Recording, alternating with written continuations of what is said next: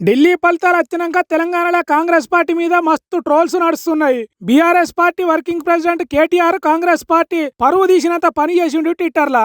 ఢిల్లీలో బీజేపీ పార్టీని గెలిపించినందుకు రాహుల్ గాంధీకి శుభాకాంక్షలు చెప్పినట్టు రాసుకొచ్చిండు.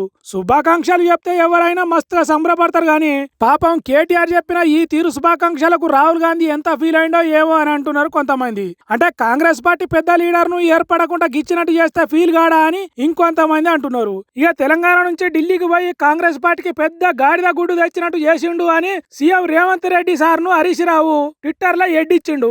ఓ తీరుగా పుండు మీద కారం చల్లినట్టే చేసిండు అని అంటున్నారు. హర్యానా బాయే, మహారాష్ట్ర బాయే, ఇప్పుడు ఢిల్లీ కూడా బాయే. తెలంగాణలో కూడా పోయటానికి ఇంకెంతో కాలం పట్టది అన్నట్టు రాసుకొచ్చిండు. ఢిల్లీలో ఎన్నికల కోసం తెలంగాణలో కులగరణ వర్గీకరణ డ్రామాలు ఆడితే ప్రజలు ప్రతిదీ నమ్ముకుంటా పోరు. ఇప్పటి ఫలితాల తీరుగానే బండకి ఈడ్చి కొడతారు. తెలంగాణలో ఇచ్చిన హామీలన్నీ అమలు చేయకుంటే తర్వాత కూడా బండకి ఈడ్చి కొట్టుడే అన్నట్టు పెద్ద ముచ్చట రాసుకొచ్చిండు ట్విట్టర్ లా.